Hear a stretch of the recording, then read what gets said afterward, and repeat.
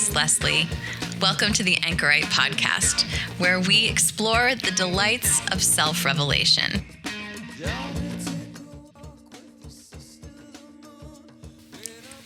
When I look back on my early years as a parent, I see how, in many ways, I was full of anxiety, apprehension, worry that my kids would be as wild a teenager as I was.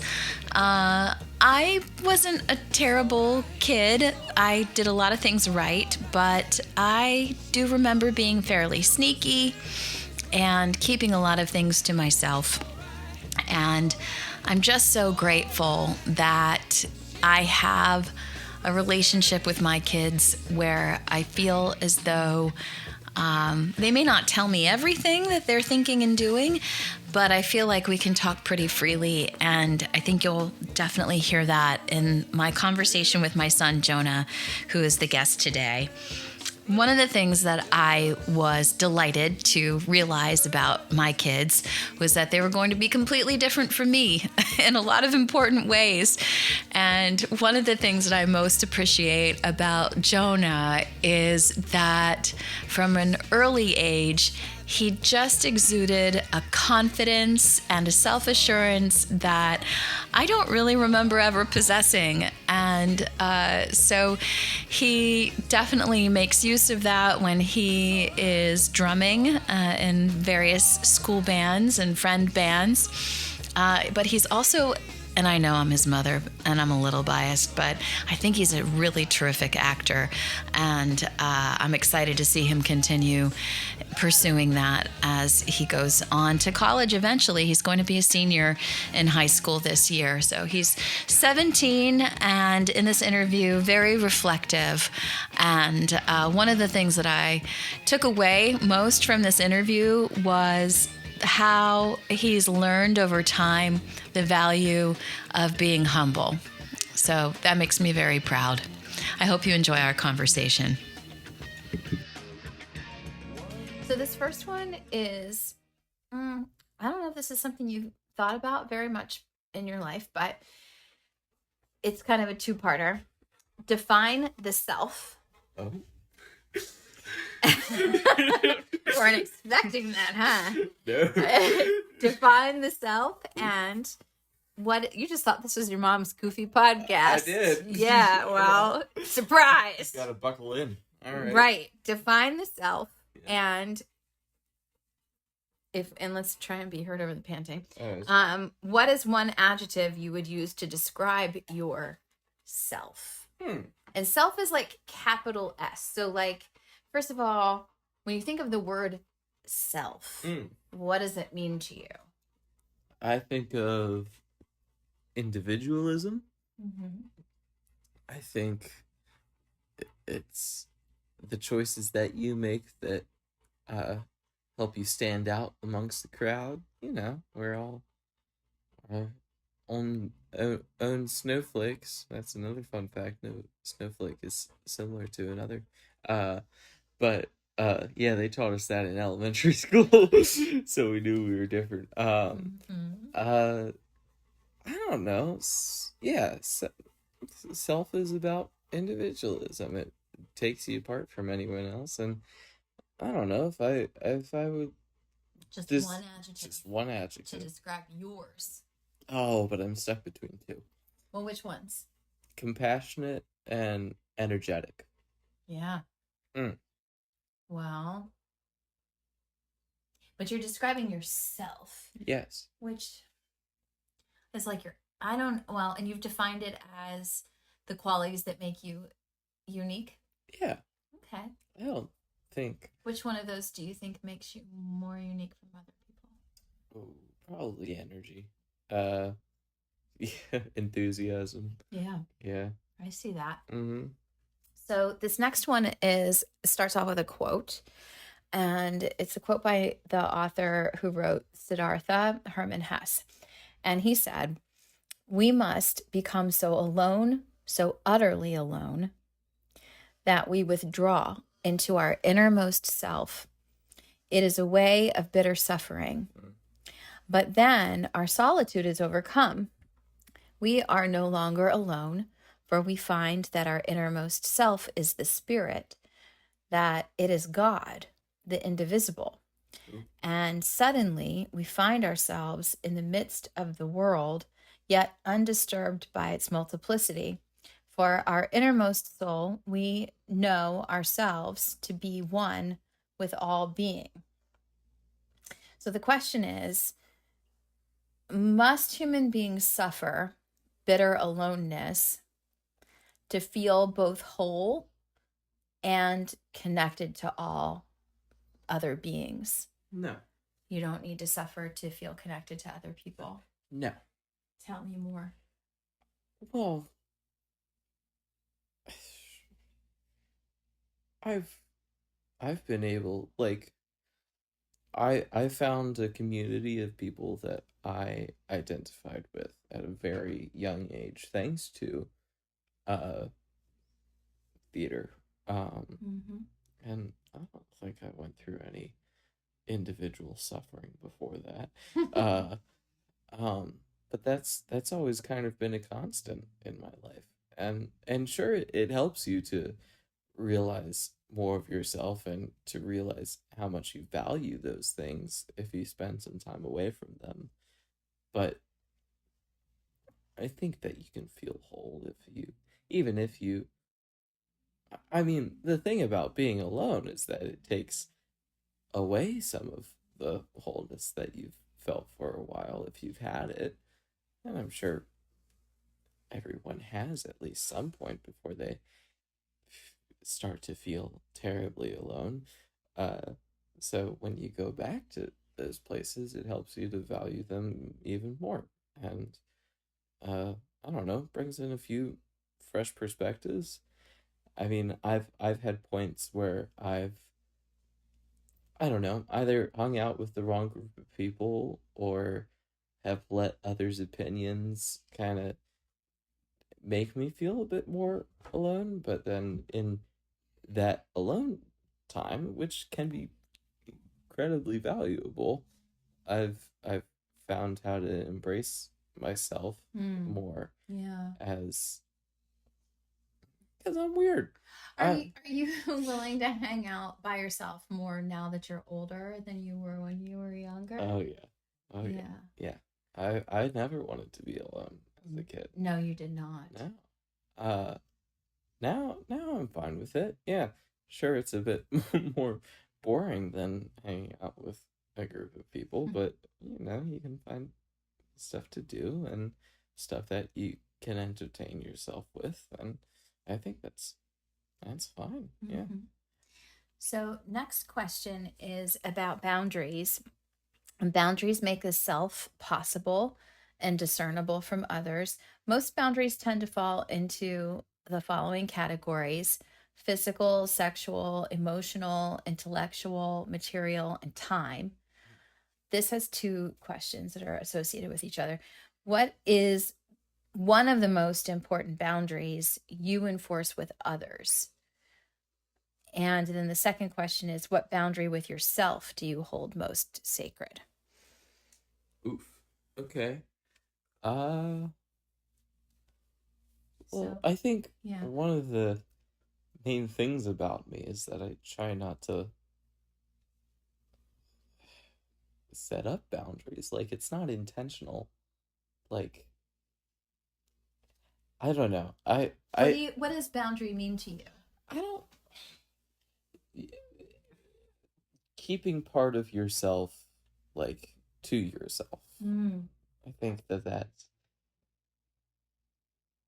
I think one of the main reasons why I don't set up many boundaries with others is because I don't know. I've had some rough times where I've kept to myself, and those rough times have become even rougher when I've kept things to myself. And I I I that kind of scares me in a way. So I feel like if I'm What scares you? I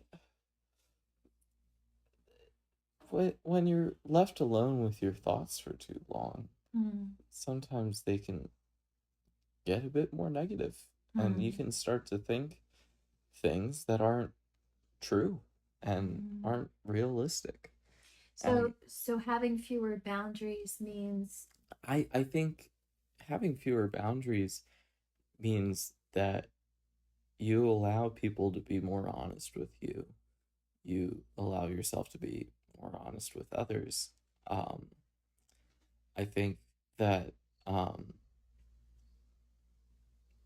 it definitely opens you up to constructive criticism, and I think that's a very valuable thing to, I don't know, put into yourself. I don't, if you're not bettering yourself, it doesn't have to be a constant thing. I like where I am right now. Mm-hmm. If you're not, if there is such a clear and evident like thing that, I don't know, turns people off about you. About you. Uh Like if you go I around talking like in an accent all the oh time. my gosh. Like if you were to do a Cartman voice just all day, Yeah, I feel like that would annoy people a that would bit. be legitimate Yeah, I feel like this. boundary other people are giving you. I feel like, I don't know. It's when you don't set up as many boundaries, I don't, But can it it, also lead to people walking all over you or taking advantage of you? sure. Yeah, Are you okay with that? you learn from those experiences. Well, don't you learn it to? What is it? One of the things you learn to put a boundary in place? I Sure, but thankfully I haven't met as many people in my life that, Mm-hmm.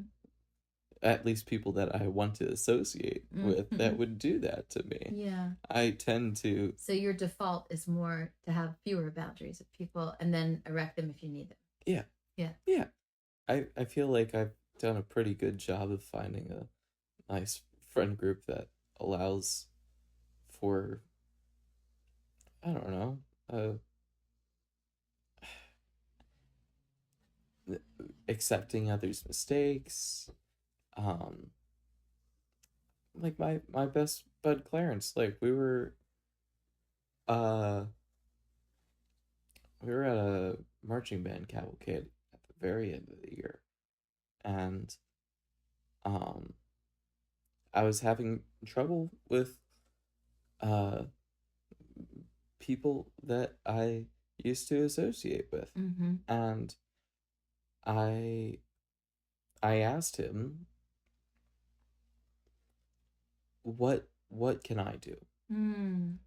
What what is what am I adding to this situation that is not making it any better? That is a good question you're asking. And I'm sure he is a friend who would give you a sincere answer. Yeah, he said that he's, I mean, we've been friends for a while, but Mhm. like he's definitely seen growth in me, and I've seen growth in him. Like, I used to be pretty cocky when I was in freshman year. Like, I thought I was about to live it up in high school because I was like, "You're such a good drummer. You can make your way throughout all of this. You're really good at theater."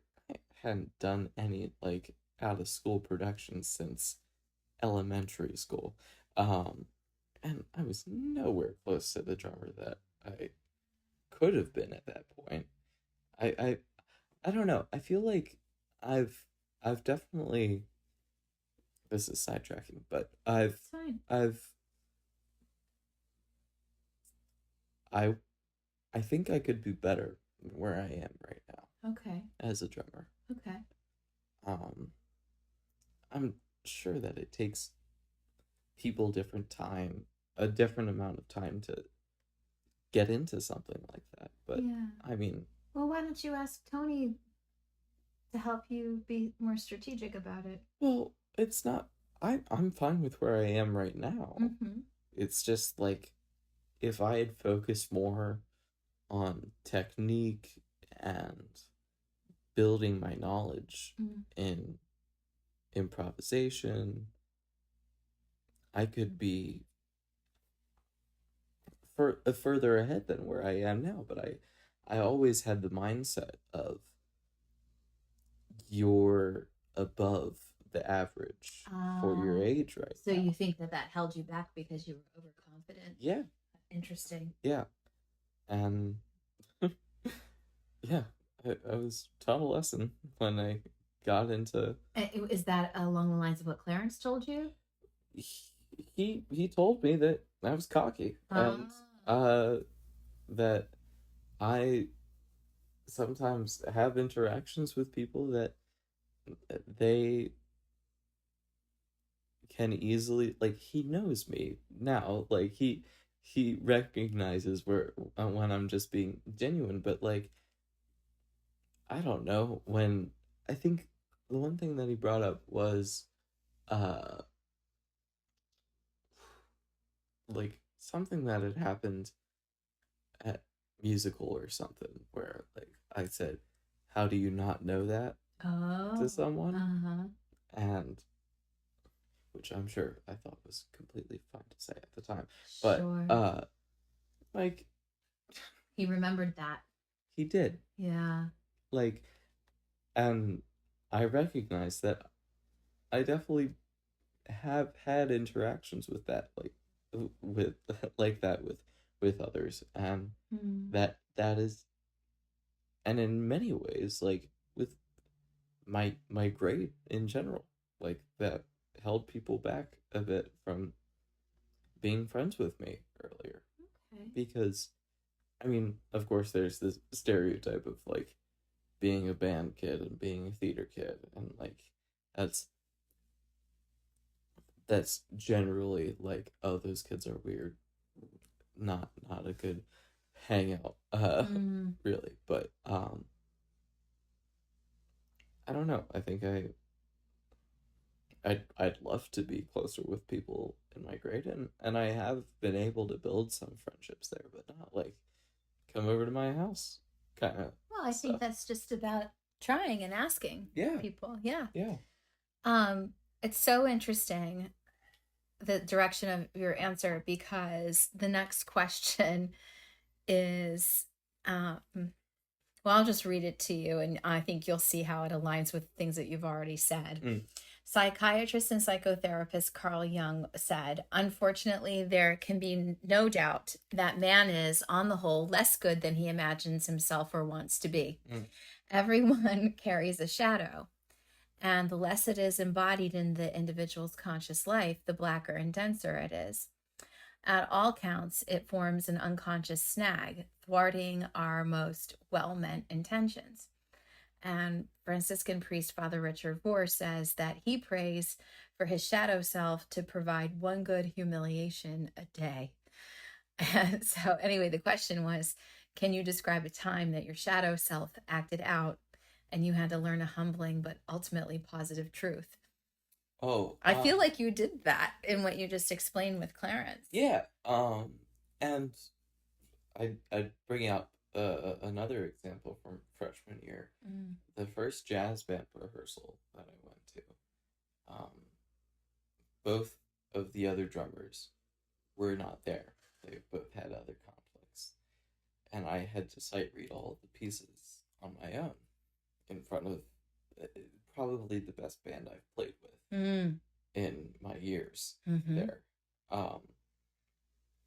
And the first song, there were triplets, which are pretty easy to play. Very easy to play. But for some reason, I I was feeling all good, like, ooh, I'm about to prove myself in front of all these people, and then Mr. Hustler was like, I had another student when we played this a few years ago that always had trouble with this section. I'm gonna videotape you and send it to him, and just the intro, which was the triplets. It was only a measure, so like, and then we're in. Okay. I forget how to play the drums. Oh. Yeah, it just goes away instantly. But I don't know. It's extremely helpful for you to have some humbling experiences. Because I mean, I got better throughout the season, but like You had to be patient with yourself too. I did. Yeah, I had to be like, oh. In the eyes of the advanced players that are here, you're a bit lower on the pegs. Yeah, and the only way to better that is to work your way up. Yeah. And yeah, it's good. Oprah said, transition. Woo! Yeah. Challenges are gifts that force us to search for a new center of gravity. Don't fight them, just find a new way to stand. Who in your life challenges you to stand in a new, satisfying way? Goodness. So maybe somebody who Every single does not make things easy, but in the end, you're better for that interaction with that person. Every single English teacher I've ever had. No, I'm kidding. Well, definitely Mrs. O'Dowd. I mean, she's an awesome lady. Yeah, she challenged you. Yeah. I mean, she challenged the whole class, but she made sure to make all those relationships personal, and that's important. That's one of the main reasons why I'm looking forward to student teaching that class next year, because I'll get to learn from her and the way that she approaches things in that sense. That's good. Yeah, theater directors, Mm-hmm. definitely. The ones that I have now, Mrs. Mitchell and Mrs. Kendrick, they're awesome. With the last show that we did, that was a rough one. We were we were warned going into it that like we'd need to like find a bit more a personal attachment to it, and they challenged us to feel those real emotions in the time, and we'd play games where we would just yell at each other. Well, you had to yell at each other in the show. I know, but we draw lines out of the hat on pieces of paper. We're just like, we all wrote something down that was like, what's a stereotypical thing that you would say in an argument, and we just had to repeat that towards the person.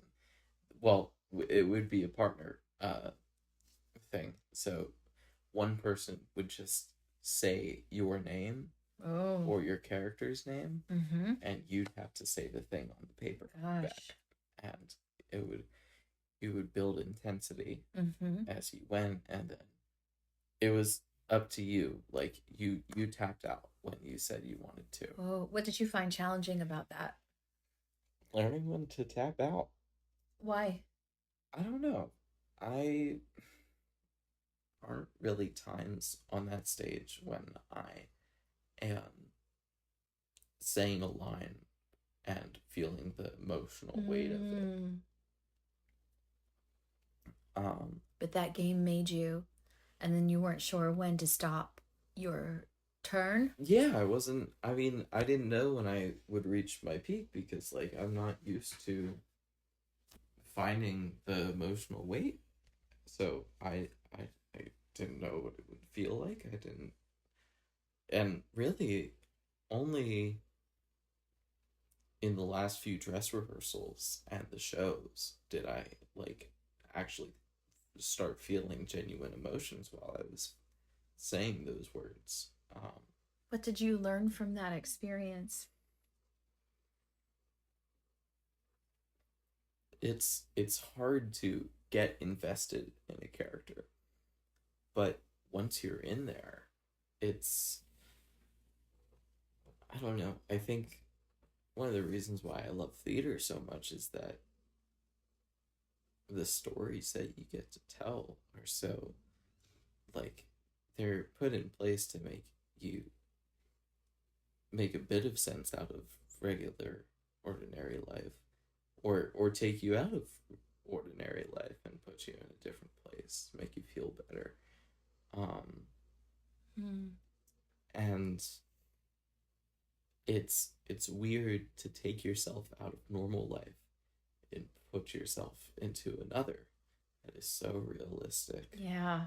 And the way that script was written, because it was recent, it was like 2017 that script was written.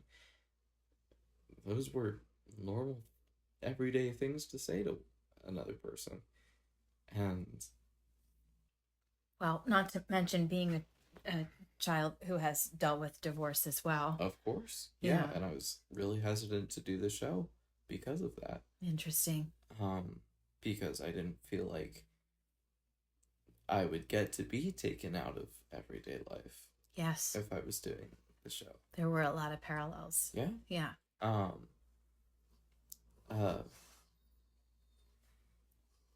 But having that conversation with her and going through those emotions was probably the most genuine I've felt on stage. Yeah.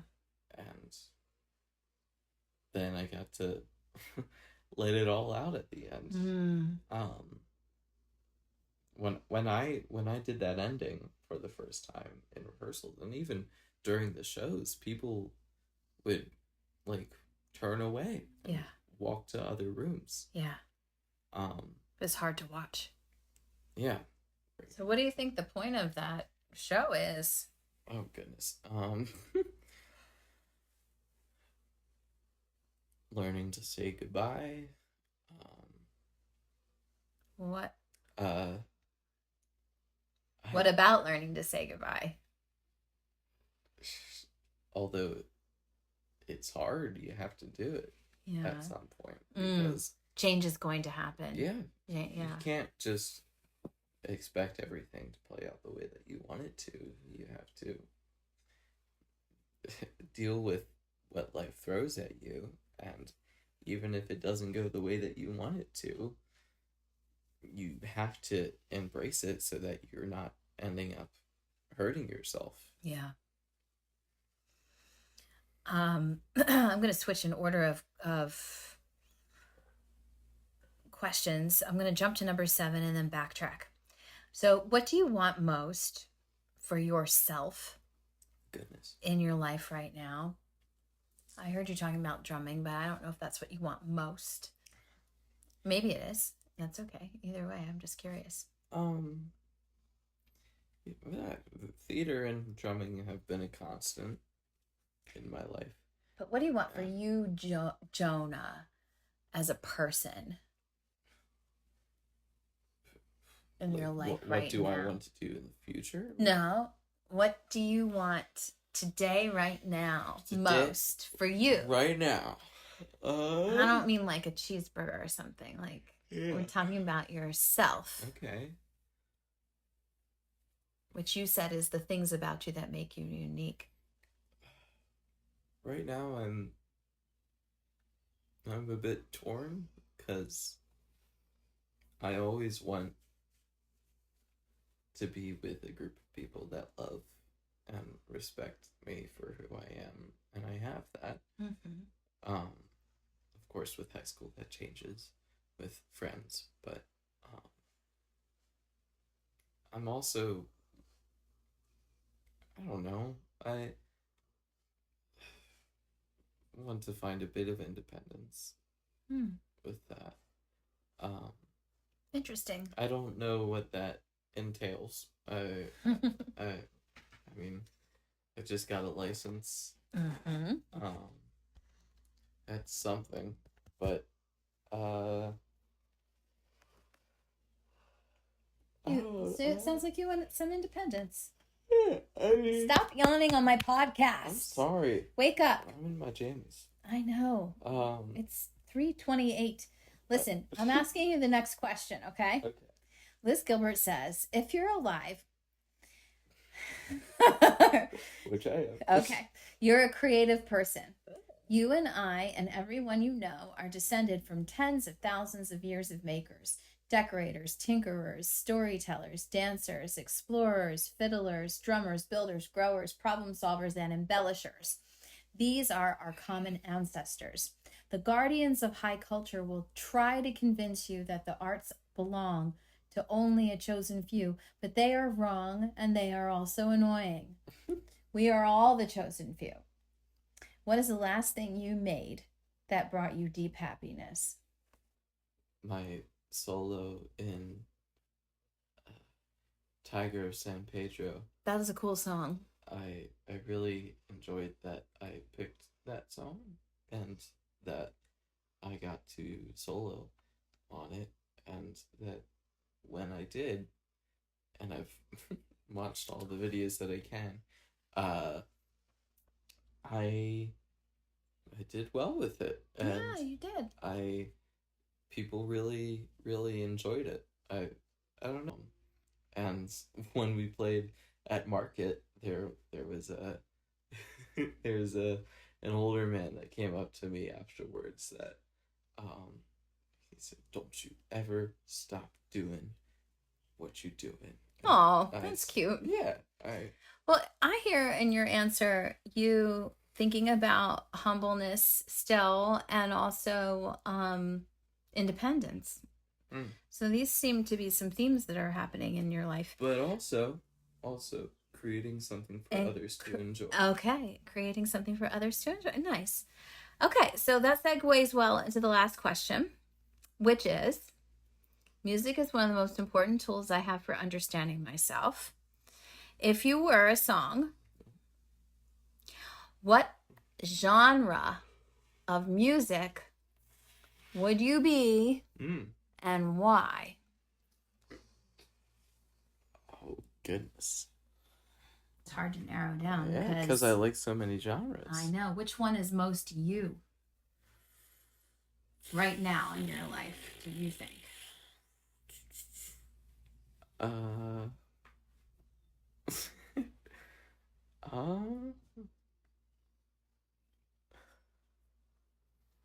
Would you be a James Brown funk song? I like funk. I was thinking of funk, but like I'm not sure if I'm that energetic. Why not? I don't know.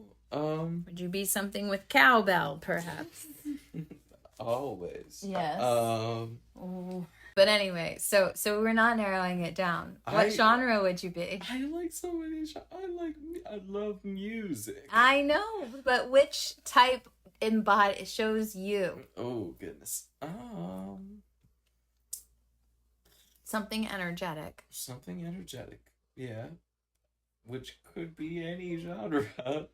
Not really. Yeah. Rock, jazz, classical. Well, like less bossa nova, though, right? You're underestimating bossa Oh, nova. I'm underestimating bossa nova. Yeah. Okay. Oh my gosh, Jonah. I don't know. Put on some canned heat. Some Jamiroquai. Yeah. That's so funny. I just brought that song up to Lisa yesterday in our recording. So you like that song too? Yeah. Yeah, it's a good one. That Italian gibberish. Friends and all right. I can't even say it. You like that one? That one's a good stand-in for you. That genre, like 60s. I don't know what genre I am. Well, maybe we'll have to just add it on later. Oh goodness. That classical song, the march. Is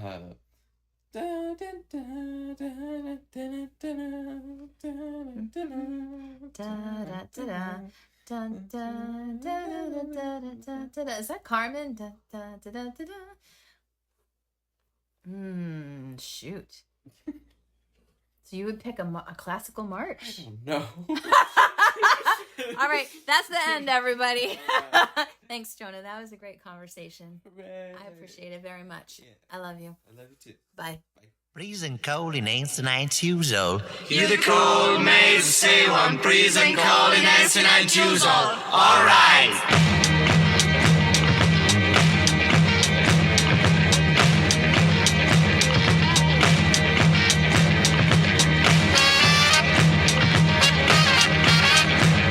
When I stay in the shoes now, I'll hold build the scene in a whole red maybe get the corner boss dying.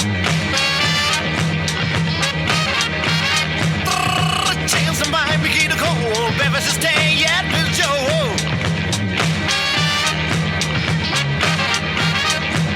When I stay in the shoes now, I'll hold build the scene in a whole red maybe get the corner boss dying. When it's the same man, you'll come be seen. You know, for someone, never just a God, David's a shame. You're the common, not choose, not right, but not so. Hope, this again, not the common, no time. Oh, but if it's a stand, light the shoes, go, my man. You've a costume, the man is called the rain, the girls. Oh, for something.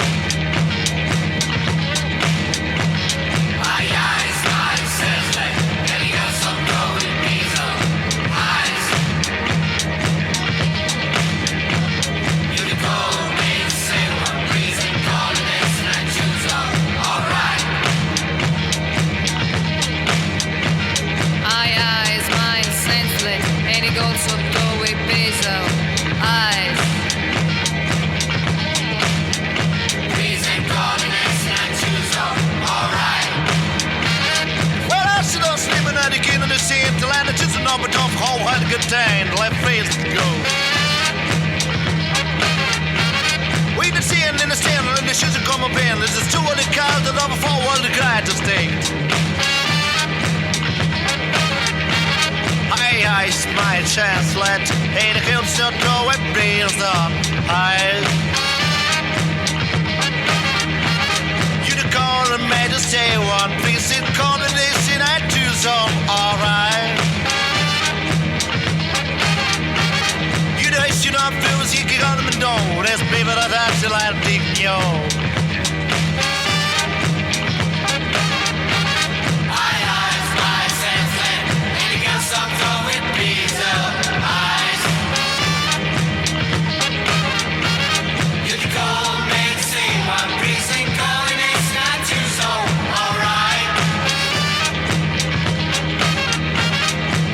You know, I feel as you can on them and don't. That's baby, that's the light of deep in your.